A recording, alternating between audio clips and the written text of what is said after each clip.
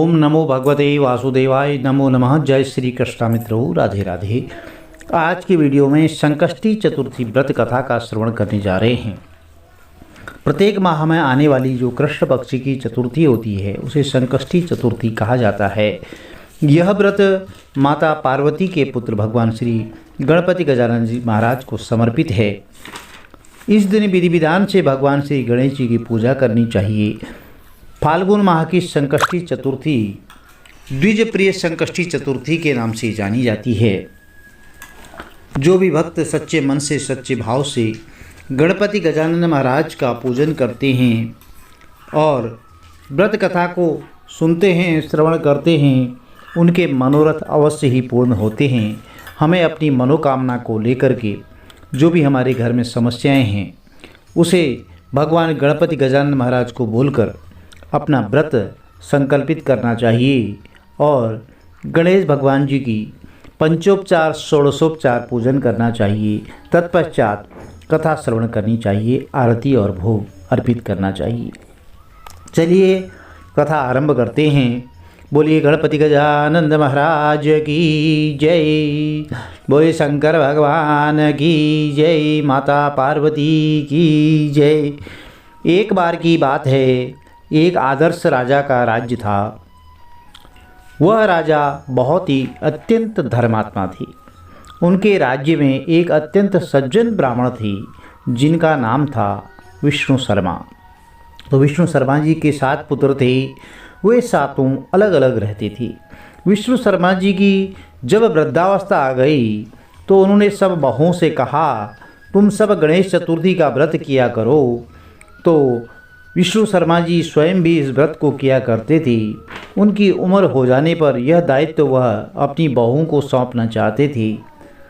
जब उन्होंने बहू से इस व्रत के लिए कहा तो बहू ने आज्ञा न मान करके उनका अपमान कर दिया और अंत में उनकी धर्मनिष्ठ छोटी बहू ने ससुर की बात मान ली।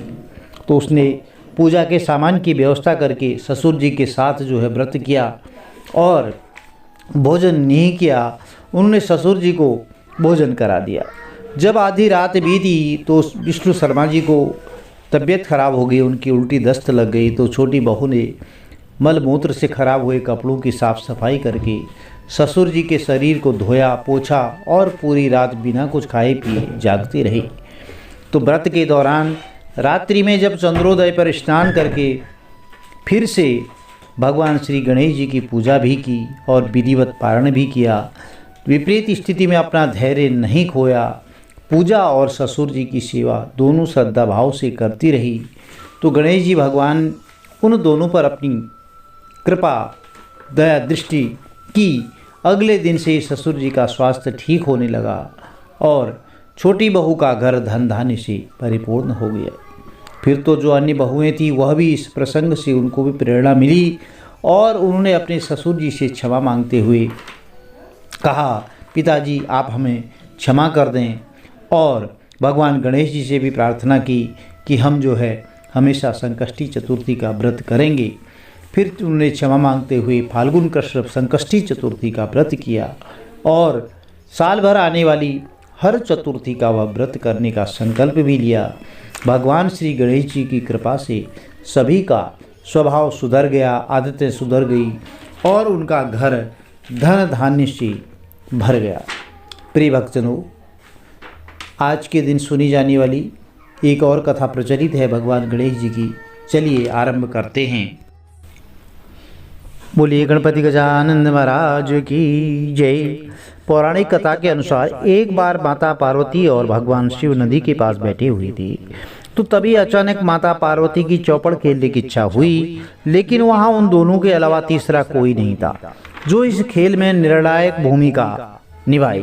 तो समस्या का समाधान करते हुए शिव और पार्वती ने मिलकर के एक मिट्टी की मूर्ति बनाई और उसमें जान डाल दी। तो शिव पार्वती ने मिट्टी से बने बालक को खेल देखकर सही फैसला लेने के आदेश दिया। खेल में माता पार्वती बार बार भगवान शिव को मात दे रही थी। तो चलते खेल में एक बार गलती से बालक ने माता पार्वती को हारा हुआ घोषित कर दिया। इससे नाराज माता पार्वती ने गुस्से में आकर के बालक को श्राप दे दिया और वह लंगड़ा हो गया।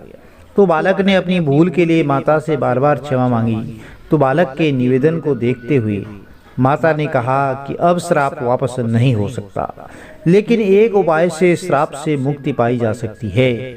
तो माता ने कहा कि संकष्टी चतुर्थी वाले दिन पूजा करने से इस जगह पर कुछ कन्याएं आती हैं, तुम उनसे व्रत की विधि पूछना और उस व्रत को सच्चे मन से करना। बालक ने व्रत की विधि को जान करके पूरी श्रद्धा भाव से संकष्टी चतुर्थी का व्रत किया और उसकी सच्ची आराधना से भगवान गणेश प्रसन्न हुए, उसकी इच्छा पूर्ण की। तो बालक ने माता पार्वती और भगवान शिव के पास जाने की अपनी इच्छा जताई। तो भगवान गणेश ने उस बालक को शिवलोक पहुंचा दिया, लेकिन जब वह पहुंचा तो वहां उसे केवल भगवान शिव ही मिले। तो माता पार्वती भगवान शिव से नाराज होकर के कैलाश छोड़कर चली गई होती हैं। जब भगवान शिव ने उस बच्चे को पूछा कि तुम यहाँ कैसे आए हो, तो उसने उन्हें बताया कि गणेश जी की पूजा से उसे यह वरदान प्राप्त हुआ है। यह जानने के बाद भगवान शिव ने भी पार्वती को मनाने के लिए उस व्रत को किया और इसके बाद माता पार्वती भगवान शिव से प्रसन्न होकर के कैलाश वापस लौट आती हैं। तो प्रिय भक्तजनों, गणपति भगवान में आस्था रखने वाले जो लोग हैं वह संकष्टी चतुर्थी पर व्रत रख करके उन्हें प्रसन्न करके मन चाहे फल की कामना करते हैं और गणपति जी की पूजा करते हैं। संकष्टी चतुर्थी का व्रत जो होता है यह संकट को हरने वाला होता है। तो कथा कहानियों से हमें कुछ न कुछ प्रेरणा अवश्य मिलती है। जो भी कथाएं होती हैं उनसे कुछ न कुछ प्रेरणा मिलती है। तो हमें हमेशा सत्य के मार्ग पर चलना चाहिए। जिस तरह भगवान गणेश जी के प्रति निष्ठा और भाव के साथ सभी भक्तों ने पूजन किया, उनकी मनोकामना पूर्ण हुई, ठीक उसी तरह से संकष्टी चतुर्थी के दिन भी भगवान गणेश का व्रत करने से व्यक्ति की हर मनोकामनाएं पूर्ण होती हैं और संकष्टी चतुर्थी के दिन इस व्रत कथा को सुनने से गणपति बप्पा की विशेष कृपा होती है। प्रिय भक्तजनों, यदि वीडियो में दी गई जानकारी आपके लिए लाभप्रद रही हो तो चैनल को लाइक कीजिए, शेयर कीजिए, सब्सक्राइब कीजिए, साथ में बेल आइकन अवश्य प्रेस कर दीजिए, जिससे कि आने वाली वीडियोज़ की नोटिफिकेशन आपको ठीक समय पर मिलती रहे। गणपति गजानन महाराज का आशीर्वाद आपके परिवार में सदैव बना रहे। माता लक्ष्मी की कृपा आपके घर में बनी रहे। धन धान्य से आपके घर के भंडार भरे रहें। जय माता दी। आपका दिन शुभ हो।